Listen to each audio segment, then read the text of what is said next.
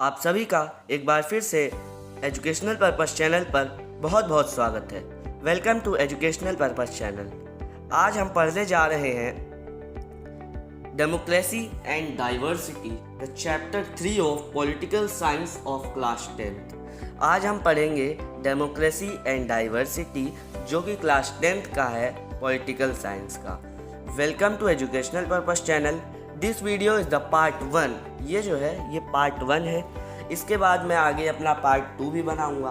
Part 1 में हम democracy और डाइवर्सिटी की डेफिनेशन देखेंगे, डेमोक्रेसी के बारे में जानेंगे, डाइवर्सिटी के बारे में जानेंगे और किस तरीके से डाइवर्सिटी के आधार पर सोशल डिवीज़न होते हैं। मतलब कि सोशल डिफरेंसेस के कारण सोशल डिवीज़न होते हैं। मतलब कि समाज में जो विभिन्नता है, जो अलग अलग लोग के धारणाएं जो अलग हैं, जो जिसके कारण जो है समाज में डिवीज़न होता है, लोग अलग अलग होते हैं, उसके बारे में जानेंगे और उसके अलग अलग एग्जाम्पल देखेंगे और वो एग्जाम्पल टोटल इंटरनेशनली ग्लोबली होगा। तो ये है मेरा चैप्टर डेमोक्रेसी एंड डाइवर्सिटी।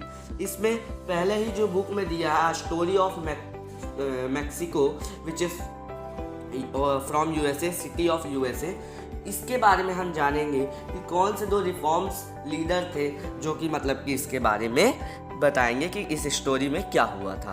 पहला, डेमोक्रेसी, जिसे हम हिंदी में लोकतंत्र कहते हैं। It is the form of government in which the people elect their representatives, in which the democracy is with the people, for the people end of the people. Democracy क्या होती है? जिसमें ऐसी सरकार जो पीपल द्वारा इलेक्ट वोट देकर जो है चुनी गई हो। It is a form of government in which the people elect their representative. एक सेंटेंस जो है, जो अब्राहम लिंकन जी ने कहा है, the democracy is with the people, for the people end of the people. ये जो है डेमोक्रेसी के जो है लोगों की है, लोगों से है और लोगों के साथ है। डाइवर्सिटी, डाइवर्सिटी को हम विविधता भी कहते हैं। इन diversity the people of different caste, creed, religion, gender and tribe live together in a same country.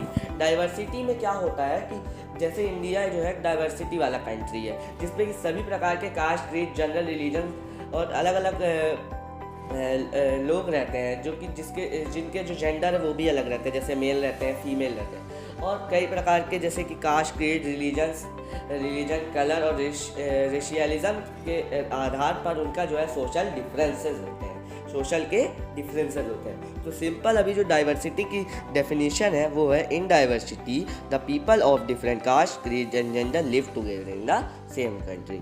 In this chapter we will study and depict about the social differences which results in a social division, which leads to the social division through various examples such as the civil rights movement led by Martin Luther King Jr. in United States।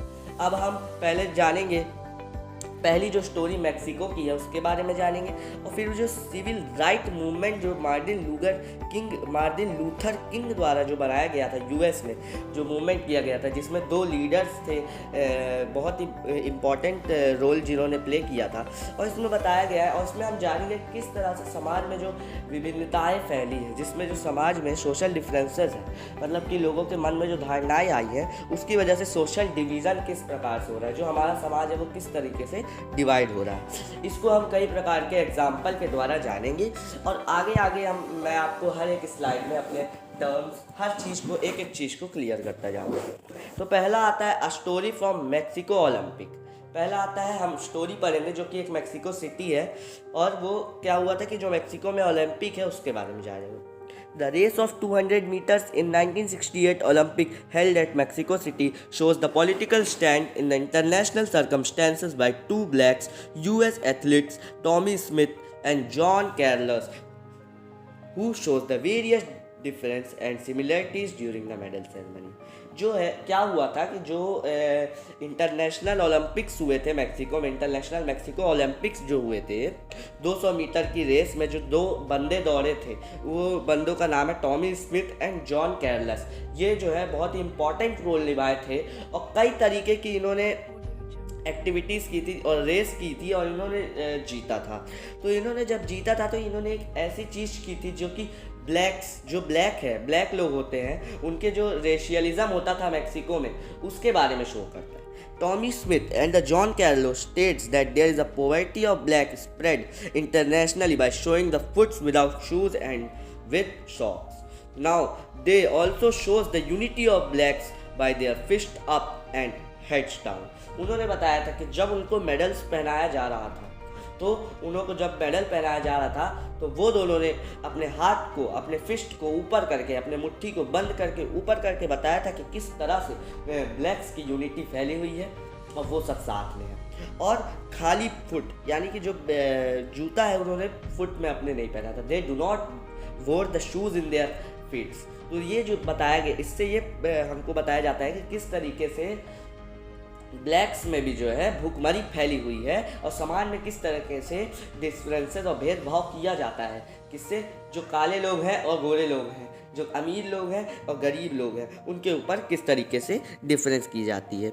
अब आप ये picture को देख सकते हैं। जो एकदम centre में आदमी खड़ा है वो है टॉमी स्मिथ और जो एकदम राइट तरफ खड़े हैं वो हैं जॉन कैरलस। ये दोनों जो हैं, Tommy Smith and John Carlos जो है, ये ब्लैक व्यक्ति हैं जो ये शो कर रहे हैं। जिस तरह से आप देख सकते हैं इनकी फिस्ट ऊपर है जो यूनिटी शो कर रहा है। और ये जो सबसे फ्रंट में आदमी खड़ा है जो सिल्वर मेडलिस्ट है, ये दोनों गोल्ड मेडलिस्ट हैं, और ये जो सबसे फ्रंट में आदमी खड़ा है वो है पीटर नॉर्मन। पीटर नॉर्मन जो है वो सिल्वर मेडलिस्ट हैं जो कि इनके सपोर्ट में आए थे और उनका भी यही कहना था कि इस तरीके से समाज में जो डिफरेंसेस हो रहा है ये किसका रिजल्ट होगा, इसका मतलब कि इसका जो फल है वो क्या होगा, समाज में जो है डिवीज़न होने लगेगा और लोग अलग अलग होने लगेंगे, जिससे क्या होगा कि यूनिटी भी ख़त्म होगी और हमारा देश भी ख़त्म होता जाएगा। ये सिर्फ एक देश का नहीं है, ये हर देश में ये एग्जाम्पल अच्छा है। फिर this activity of taking political stand in circumstances of international Olympic is regarded to be as wrong by the international Olympic association and made they both guilty of broken chain of Olympic spirit, hence their medals have been taken back. अब क्या हुआ कि जो Olympic association थी उनको जब पता चला कि इस प्रकार की एक्टिविटी पॉलिटिकल स्टैंड लिया जा रहा है, कब, इंटरनेशनल, जब उनको मेडल दिया जा रहा है, जब ये ओलंपिक एक्टिविटी हो रही है और उधर उन्होंने जो पॉलिटिकल स्टैंड है, ये जो पॉलिटिकल स्टैंड हो गया ना कि किस तरीके से लोगों के अंदर भेदभाव आ रहा है, तो ये जो पॉलिटिकल स्टैंड लिया गया तो ये इंटरनेशनल ओलंपिक कमेटी को यानी एसोसिएशन को बहुत ही गलत लगा और उन्होंने उनके मेडल्स वापस ले लिए। तो इससे क्या साबित हुआ कि जो एसोसिएशन का इंटरनेशनल ओलंपिक एसोसिएशन थी उनसे जो है मेडल वापस ले ली। फिर there was also one person who supported they both not regarding to the subject of their black colour, he was Peter Norman who was also suffered in the supporting of them in political stand internationally. He was silver medalist. उसको भी कहीं ना कहीं लगा कि ये जो दो व्यक्ति हैं, जो स्मिथ हैं और कैरलस हैं, दोनों ही कहीं ना कहीं सही हैं। तो उसको जब ऐसा लगा कि दोनों ही कहीं ना कहीं सही हैं तो उसने उन दोनों का साथ दिया। तो इससे क्या हुआ कि उसको भी कुछ ना कुछ गिल्टी सफ़र करनी पड़ी, उसको भी कुछ ना कुछ सफ़र करना पड़ा, उसके भी मेडल वापस ले लिए गए, है ना, जो कि एक तरीके से गलत है। इन लोगों का सिर्फ यही मकसद था कि किस तरीके से समाज में डिफरेंसेस, भेदभाव फैला है। Civil right movement in the USA 1954 from 1968. The civil right movement in the USA starting from 1954 and lasted to the 1968. अब मैं आपको बताऊंगा कि किस तरीके से सिविल राइट मूवमेंट हुआ यूएसए में, जो कि ब्लैक्स के लिए हुआ था, जनरली रेशियलिज्म के लिए हुआ था, 1954 से 1966 में हुआ था। किस तरीके से हुआ था? तो it refers to set of events and reform movements aimed at abolishing legal racial discrimination against African Americans led by the Martin Luther King Jr. This movement practices of non-violent of civil disobedience against racial discriminatory law and practices. तो क्या हुआ था कि ये जो civil right movement है, ये ऐसा सेट है मूवमेंट्स का जिसमें जो है लीगल रेशियल डिस्क्रिमिनेशन, जो जिस तरीके से रेशियल डिस्क्रिमिनेशन हो रहा था किसका, अफ्रीकन अमेरिकन्स का, ये जो है ये टर्म बहुत ही इंपॉर्टेंट है, इसको मैं आपको आने वाली स्लाइड में बताऊंगा कि ये क्या होता है। तो अफ्रीकन अमेरिकन्स के प्रति जो लीगल डिस्क्रिमिनेशन हो रहा था, रेशियल डिस्क्रिमिनेशन, उसको ख़त्म करने के लिए डिसओबीडियंस यानी अहिंसावादी यानी कि against racial discriminatory law and and practices, जिस तरीके से अहिंसावादी प्रैक्टिसेस के द्वारा उनके लिए लड़ाई लड़ी जा रही थी। फिर अफ्रीकन अमेरिकन्स, अब ये अफ्रीकन अमेरिकन टर्म्स के बारे में मैं आपको बहुत अच्छे से बताऊंगा। The black people who were brought to America as a slave worker in 17th century and late 19th century. किस तरीके से अमेरिका में कुछ अफ्रीकन स्लेव्स को लाया गया था, ब्लैक अफ्रीकन स्लेव्स को लाया गया था काम करने के लिए। तो जो लेट 17th सेंचुरी और 19th सेंचुरी में अफ्रीकन अमेरिकन, तो ये क्या हो गया कि एक टर्म्स पड़ गया अफ्रीकन अमेरिकन। ये अफ्रीका अमेरिकन क्या है, एक टर्म पड़ गया किन के लिए, जो स्लेव्स को 17th सेंचुरी में क्या किया गया था, लोकोमोट किया गया था अफ्रीका से अमेरिका में। तो इस तरीके से उसका नाम पड़ गया अफ्रीकन अमेरिकन। फिर द ब्लैक पावर, अब ये ब्लैक पावर मूवमेंट भी बहुत इंपॉर्टेंट मूवमेंट है। The black power movement emerged in 1966 and lasted till 1974, which was anti-racist movement advocating even violence of if necessary to racism in the US। अब इसमें क्या हुआ कि ब्लैक पावर मूवमेंट में जब देखा गया कि अगर अहिंसा से देखा गया कि कुछ नहीं हो रहा, तो 1966 से जब नया मूवमेंट चालू हुआ जो कि 1974 तक चला, तो उसमें क्या हुआ कि एंटी रेसिस्ट मूवमेंट हुआ।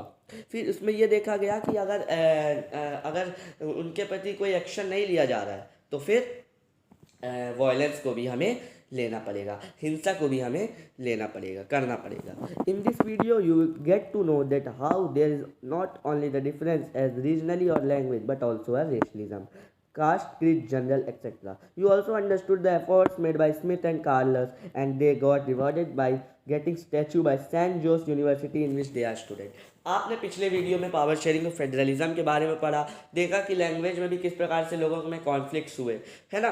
और बेल्जियम में देखा कि दो कम्युनिटी, और श्रीलंका में भी दो कम्युनिटी में देखा कि किस प्रकार से लैंग्वेज में डिफरेंसेस हुए।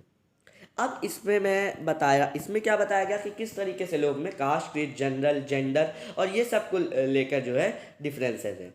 और आज इसमें देखे होंगे कैरलस और स्मिथ नाम के जो दो व्यक्ति थे, जॉन कैरलस और टॉमी स्मिथ करके जो दोनों व्यक्ति थे, उनको रिवॉर्ड भी किया गया। भले ही उनका वो वापस ले लिया गया था मेडल, पर यूनिवर्सिटी द्वारा उनकी जो जहाँ पे वो स्टूडेंट रहे हैं, उनके नेक काम द्वारा उनको यूनिवर्सिटी से वो दिया गया, रिवॉर्ड दिया गया, उनका स्टैचू बनाया गया और बहुत बहुत साथ दिया गया। Thanks for being supportive. आप सभी का मेरे को सपोर्ट करने के लिए थैंक यू। और मेरे चैनल को सब्सक्राइब करें, लाइक करें, कमेंट करें और शेयर करें। अगर आपको कोई डाउट हो तो मेरे को कमेंट करें, और मेरे वीडियो को अगर आपको अच्छा लगा हो तो प्लीज़ मुझे लाइक करें। Thank you very much. और मैं आपको ये बताना चाहता हूँ कि मेरे अगले वीडियो में जो पार्ट 2 बनेगा इसी चैप्टर का, डाइवर्सिटी एंड डेमोक्रेसी का जो पार्ट 2 बनेगा, उसमें मैं आप सभी को बताऊँगा कि किस तरीके से what is the origin of democracy, और what is the origin of social differences. ठीक है, थैंक यू। तब तक के लिए बहुत बहुत धन्यवाद।